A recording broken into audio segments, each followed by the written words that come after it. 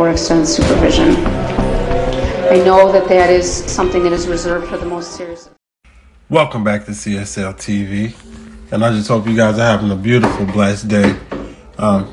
You already know in the news it's nothing good, and we're going back into the news. So with that being said, before I get into this content, subscribe to the channel. You'll be helping me out by doing a good deed, and it's free. Like and comment down below what made you watch CSL TV, because the feedback helps me bring you guys this content many different ways. And if you have a social media platform, go ahead and share me on your social media platform and let people know what we do over here at CSL TV. Now, I ain't gonna hold y'all up too much, so y'all have a beautiful, blessed day. Guilty verdict. Jackson had initially shed a few tears. Then he turned to the victim's family, mouthed curse words at them. This story out of Texas is out of control. At this Hooters just north of Dallas, some kids were trying to sell chocolate bars to people inside the restaurant. After a manager kicks the kids out, 3 men get out of a car and make their way into the Hooters. And they lose their shit. The men start beating up the manager, pinning him into a corner and striking him with a metal pipe. A customer and a server also get caught in the middle of the brawl, all over some candy bars. The men and the kids continue to rage, and before the group leaves, one of the men picks up an ashtray stand and destroys a window. The manager got a concussion and broken arm, and a customer was hospitalized with a head injury. This all went down 2 weeks ago, but the police just caught 2 of the brawlers, a 19-year-old man and 20-year-old man who are now facing assault charges. Police are still searching for the third adult, the 19-year-old's twin brother. Charges might also be brought against the kids, too.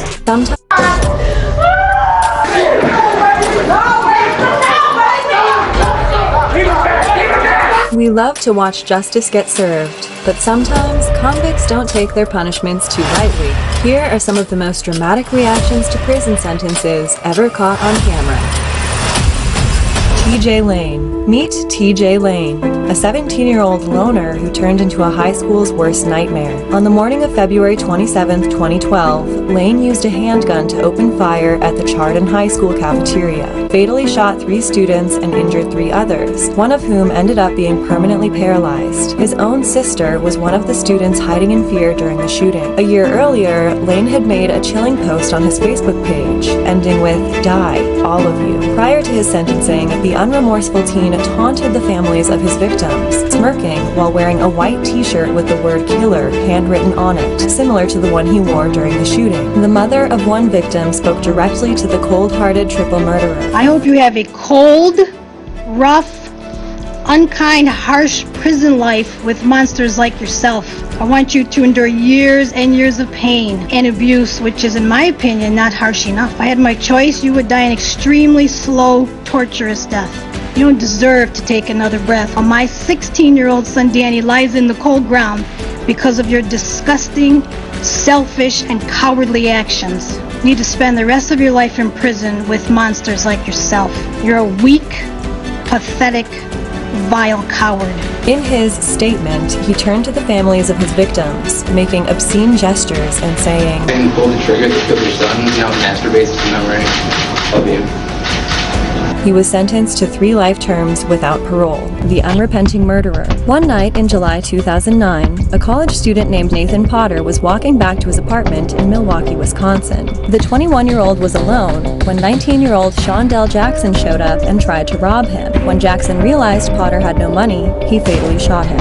When Jackson heard his sentence in April 2010, didn't take it well, and neither did his family. I am going to sentence Mr. Jackson to life imprisonment without possibility for extended supervision. I know that that is something that is reserved for the most serious of cases, and I believe that this case rises to that level.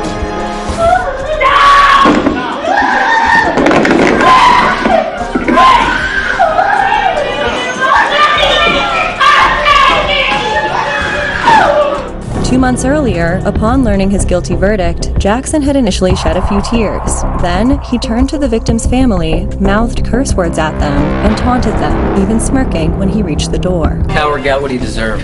Defendant jumps to his death before sentence. 48-year-old Robert Seaman Jr. is at trial for a fatal arson attack that killed a 10-year-old girl and both of her grandparents. The crime was gruesome and his motive was unthinkable. He'd been accused of sexually abusing the girl when she was 4 to 9 years old while he was dating her mother. While awaiting trial for the child abuse case, he had been freed from prison under electronic monitoring. But right before the girl could testify about his repeated abuse in court, Seaman set the house fire that left her dead. Now, realizing he faces the death penalty if convicted in the triple murders, Seaman is about to make an extreme decision. As deputies escort him along a corridor back to jail, he's wearing civilian clothes and not handcuffed. Suddenly, he launches over the railing of the 4th floor balcony and falls to his death. He had shown no signs of suicidal tendencies before jumping, and he did not leave a note behind. Rage of a monster. This is Dexter Johnson, who at the age of 18 did the unthinkable. On June 18, 2006,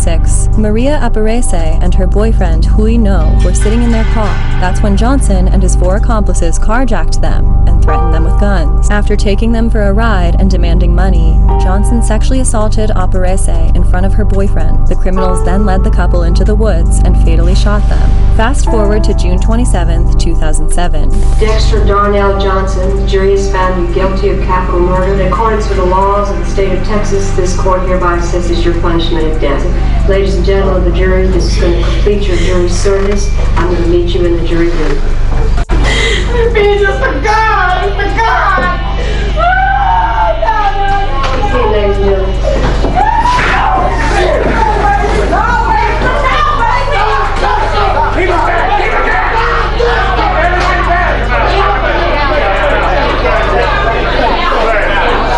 He's fighting to overturn the death sentence to this day.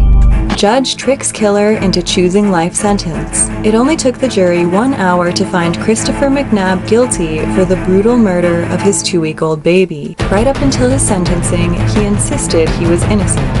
I'm innocent. I didn't do it. Okay. I've maintained that the whole time. Just because somebody has domestic abuse issues with their spouse doesn't mean that they would put their hands on their kids. McNabb had a history of drug addiction and domestic violence against his wife. He claims this shouldn't be a factor in his trial, but the evidence against him is too strong, and the judge tricks him into choosing his own sentence. You claim you're innocent, so you tell me what sentence the man or woman that you claim did this should receive. If you ever find out who did them, they deserve to be under the jail. Okay, so they ought to get the maximum sentence. Most definitely. Okay. On the crime of malice murder, I sentence you to life in confinement without parole.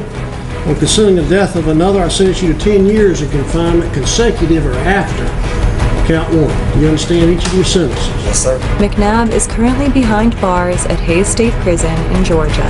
Leonid Grazier. Welcome to Moscow, Russia, where 18-year-old Leonid Grazier is on trial for murdering his sister. He's being held in a glass cage in the courtroom, but not for long.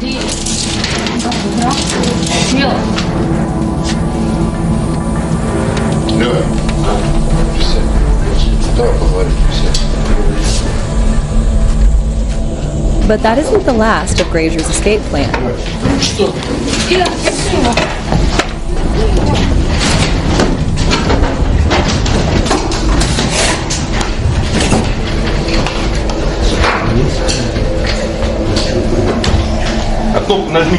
The guards eventually bring him down and handcuff him to prevent any further attempts. Dylan Shoemaker. When Ashley Smith left her toddler in the care of her boyfriend, she had no idea it would be the last time she'd see her son alive. Austin Smith wasn't even 2 years old on the day 16-year-old Dylan Shoemaker called 911, saying the toddler was unresponsive. Sadly, it turns out that the teen beat the toddler to death because he wouldn't stop crying. He put on a show in court that most would fall for. Sobbing, he turned to the victim's crying mother and said, I didn't mean to kill Austin. Ashley, I really didn't. I really think I did that. I didn't mean to hurt him. But before you fall for his act, here's the judge reading what Shoemaker told his own mother on the phone. I am a 16-year-old blind. Probably all I have to do is cry in front of the jury, and they're going to feel sorry for me. Ironically, his Oscar-worthy act stops immediately once the judge calls him out and sentences him to life in prison. Disgraced officer gets 263 years in prison. This is Daniel Holtzclaw, a former Oklahoma City police officer who's about to break down as a jury finds him guilty on 18 counts of rape and sexual assault. Between 2013 and 2014, he established a pattern of targeting low to middle class black women with criminal backgrounds. The investigation was sparked by a 57-year-old grandmother named Jannie Liggins. After she filed a police report, 12 other accusers were emboldened to come forward. They said Holtzclaw had used his badge to run background checks on them, target them for their past drug arrests, sex work history, or outstanding warrants, and coerce them into sex. Defendant is guilty of the crime of sexual battery and set punishment at 8 years. And punishment is set at 5 years, 20 years, 30 years, 16 years, and 30 years. The extent of his exploitation was revealed at trial, and Holtzclaw was ultimately sentenced to 263 years in prison. A group of criminals got exactly what was coming to them earlier this month in SoCal. Watch as 4 suspects enter a jewelry store in Huntington Beach holding hammers and backpacks ready to loot the place. What they didn't count on was this. Dallas Baca, whose parents owned the store. He isn't about to let that happen. As one guy smashes a display case, Dallas runs forward and throws punches at a guy going for a second case. At the same time, another employee comes forward and pushes off another looter. The jewelers aren't having any of it, kicking and punching the masked robbers even as they're swinging hammers.